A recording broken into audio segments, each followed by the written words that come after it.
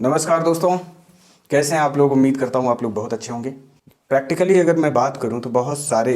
लोग tax payers ऐसे हैं जिनका ये मानना होता है कि अगर मैं ये अपनी इनकम अपनी आईटीआर में ना दिखाऊं तो भी मेरा काम चल जाएगा। तो उनका मानना ये होता है कि जैसे मान लो कोई प्रॉपर्टी सेल की उन्होंने, वहां से कैपिटल गेन हुआ, चाहे जितनी की सेल की हो, या कोई कमीशन कमाया उन्होंने, या किसी तरीके की रेंटल इनकम कमाई,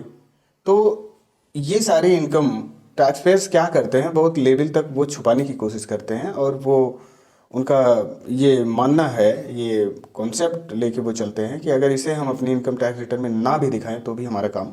चल जाएगा। तो दोस्तों, ऐसे ही लोगों के लिए ये वीडियो बेसिकली बनाई जा रही है कि जो ऐसा सोचते हैं उसका परिणाम क्या होगा, उस परिणाम के ऊपर हम लोग बात करने वाले हैं। तो आइए वन बाई वन करके हम परिणाम पे बात करते हैं।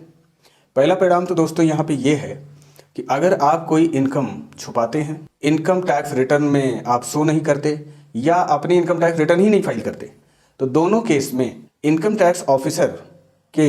पास अगर ये विश्वास करने का पर्याप्त कारण है कि आपने अपनी इनकम को छुपाया है या किसी तरीके से अपनी इनकम को कंसीलमेंट करने की कोशिश की है या अंडर एस्टिमेट किया है अपनी इनकम को, तो वो क्या करेंगे कि आपके ऊपर इनकम टैक्स का एक नोटिस वो जारी करते हैं। और वो नोटिस जो जारी होता है वो section 148 of income tax act 1961 में आपके ऊपर इशू किया जाता है,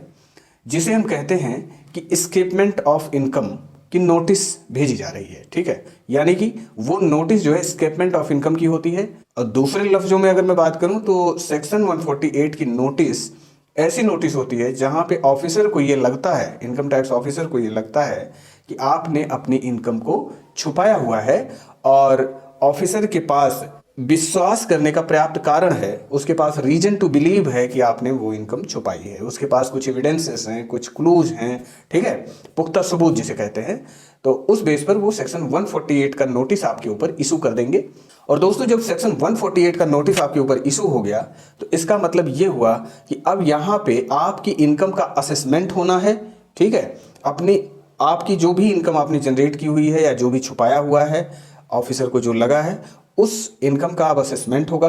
असेसमेंट में टैक्स डिटरमिन किया जाएगा, टैक्स कितना निकल के आता है, उसके ऊपर इंटरेस्ट आपके ऊपर लगाया जाएगा, उसके बाद उस पर पेनल्टी भी लगाई जाएगी। तो दोस्तों, जरा सोचिए कि अगर वो इनकम आप स्टार्टिंग में ही रिटर्न फाइल कर देते या रिटर्न फाइल करते समय ही डिस्क्लोज कर देते, डिपार्टमेंट को बता देते और उस पर जो रेलेवेंट टैक्स था वो आप जमा कर देते, तो शायद आप यहाँ पे इंटरेस्ट और पेनल्टी से बच सकते थे। लेकिन अब यहाँ पे जहाँ 10 रुपए का खर्चा होना था, अब आप यहाँ पे 50 रुपए खर्चा करने जा रहे हैं इंटरेस्ट और पेनल्टी के रूप में। ठीक है,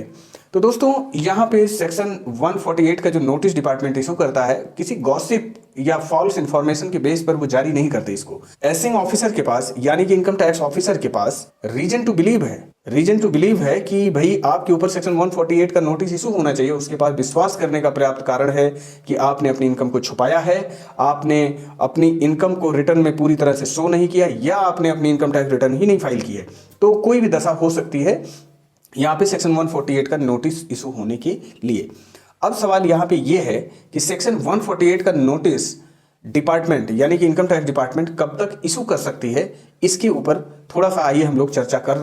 कर लेते हैं कि ये नोटिस आपको कब तक इशू किया जा सकता है। तो दोस्तों, अब हम लोग यहाँ पे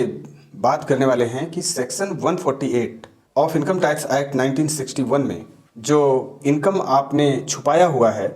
और असेसिंग ऑफिसर को, यानी कि इनकम टैक्स ऑफिसर को ऐसा लगता है कि आपने इनकम छुपाया है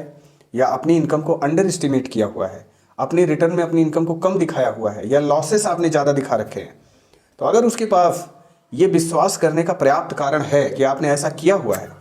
तो आप पे सेक्शन 148 का नोटिस डिपार्टमेंट डेफिनेटली इशू करेगी। अब यहाँ पे सवाल ये है कि भाई ये नोटिस कब तक इशू हो सकता है। तो टाइम लिमिट की हम लोग बात कर लेते हैं जरा कि ये नोटिस आप पे कब तक इशू हो सकता है। तो दोस्तों, जो टाइम लिमिट है वो सेक्शन 149 सबसेक्शन 1 में ये टाइम लिमिट दिया गया है कि सेक्शन 148 का नोटिस इशू करने के लिए क्या टाइम लिमिट होनी चाहिए और कितने साल के लिए या कितने साल के अंदर वो नोटिस डिपार्टमेंट आप पे इशू करेगी। तो ये टाइम लिमिट जो है सेक्शन 149 सबसेक्शन 1 में दिया गया है। तो दोस्तों, पहला मैं पॉइंट पे यहाँ पे बात करने वाला हूँ कि जहाँ पे इनकम टैक्स ऑफिसर को ऐसा लगता है कि आपने जो इनकम स्टेटमेंट किया हुआ है वो 1 लाख रुपए या उससे ज़्यादा का है, 1 लाख रुपए या उससे ज़्यादा का अगर आपने स्केपमेंट किया हुआ, स्केपमेंट का मतलब छुपाया हुआ है अपनी इनकम को, नहीं शो किया है, टैक्स नहीं जमा किया उस पर, ठीक है।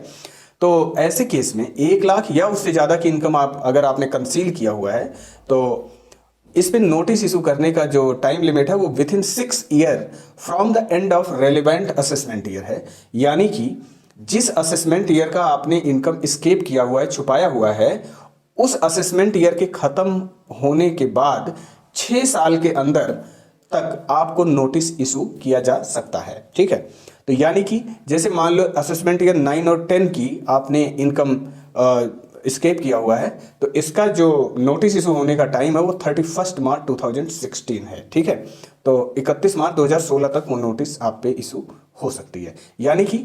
डेट कैलकुलेशन में तो कुछ मिस्टेक भी हो सकती है, लेकिन आप ये समझना कि असेसमेंट ईयर कंप्लीट होने के 6 साल के अंदर 6 ईयर तक वो नोटिस आप पे इशू हो सकती है। तो दोस्तों यहाँ पे दूसरा केस ये है कि अगर कोई टैक्स पेयर आउटसाइड इंडिया में कोई फाइनेंशियल इंटरेस्ट होल्ड करते हैं, यानी कि आउटसाइड इंडिया में, भारत से बाहर उनकी कोई प्रॉपर्टी है, उनका कोई बैंक अकाउंट है जहां पे उनकी साइनिंग अथॉरिटी है, इस तरीके की अगर उनकी एक्टिविटी आउटसाइड इंडिया में कुछ है, तो ऐसे केस में दोस्तों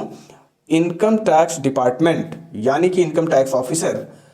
ऐसे पर्सन के ऊपर 16 ईयर तक नोटिस वो जारी कर सकते हैं from the end of relevant assessment year. यानी कि अगर मान लो आप एक ऐसे टैक्स पेयर हैं जिनकी अमेरिका में या कनाडा में या कहीं भी आप बात कर सकते हैं, या दुबई में कहीं भी आपका कोई फाइनेंशियल इंटरेस्ट इन्वॉल्व है, और असेसिंग ऑफिसर को ऐसा लगता है कि आपने अपनी इनकम टैक्स रिटर्न में अपना इंटरेस्ट शो नहीं किया, यानी कि अपनी इनकम को डिस्क्लोज नहीं किया और उस पर अप्रोप्रिएटली जो भी टैक्स बनता है आपने जमा नहीं किया, या आपने रिटर्न ही नहीं फाइल की, अपनी आईटीआर ही नहीं फाइल की, तो ऐसे केस में आपके ऊपर 16 साल टाइम है, 16 साल तक income tax department any time आपके ऊपर नोटिस इशू कर सकते हैं विथिन 16 ईयर, ठीक है। For the sake of example, तो मान लो असेसमेंट ईयर 9 और 10 की अगर आपने इनकम अपनी छुपाई हुई है, तो इसका जो स्केपमेंट का नोटिस है सेक्शन 148 में, इसका नोटिस कब तक इशू हो सकता है, तो 9-10 से लेके 16 साल अगर आप आगे जाएं तो 2026 तक ये नोटिस आपके ऊपर सर्व कर सकता है डिपार्टमेंट। तो दोस्तों आपको पता चल गया कि जहां पे पहला केस था 1 लाख या उससे ज़्यादा की इनकम पाई जाती है, ठीक है, तब तो 6 ईयर तक आपके ऊपर नोटिस इशू हो सकता है from the end of relevant assessment year. और अगर आउटसाइड इंडिया में कोई financial interest tax payer hold करता है तो वहाँ पे within 16 year from the end of assessment year ये नोटिस इशू डिपार्टमेंट कर सकती है। अगला केस एनी अदर केस है, जहाँ पे एसिंग ऑफिसर को ऐसा लगता है कि भाई उनके पास ऐसा रीजन है बिलीव करने का, या उनको लगता है ये केस सेक्शन 148 के लिए फिट है, तो ऐसे केस में वो आपके ऊपर नोटिस इशू कर सकते हैं within 4 year from the end of relevant assessment year. यानी कि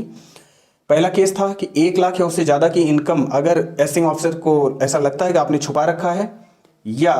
दूसरा केस था कि जहां पे आप एक इंडियन टैक्स पेयर हैं और आपका आउटसाइड इंडिया में आप कुछ एसेट्स होल्ड करते हैं, फाइनेंशियल इंटरेस्ट है आपका भारत से बाहर,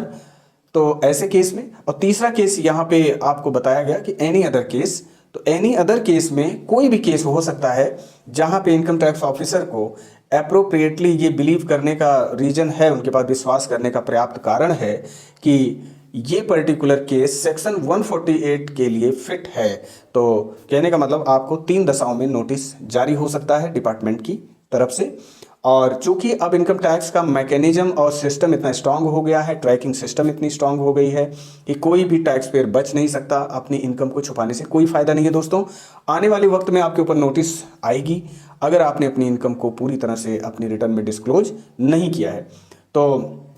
ऐसे केसेस में क्या होता है कि कुछ टैक्स पेयर्स ऐसे होते हैं जो अपनी इनकम टैक्स रिटर्न कुछ इस तरीके से फाइल करवा देते हैं, उनको लगता है हमने फाइल करवा दिया, हमारा काम हो गया, कोई दिक्कत वाली बात नहीं है। तो दोस्तों वो प्रैक्टिस गलत है, उस प्रैक्टिस को आप मत फॉलो करिए। आप कंसल्ट करिए किसी टैक्स प्रोफेशनल से, किसी प्रोफेशनल से आप कंसल्ट करिए और उनसे समझिए किस तरीके से रिटर्न को फाइल किया जाए, ताकि हम फ्यूचर में अपने इनकम टैक्स डिपार्टमेंट के साथ किसी भी लिटिगेशन से या फाइनेंशियल बर्डन से हम बच सकें। ठीक है, तो दोस्तों ध्यान रखना,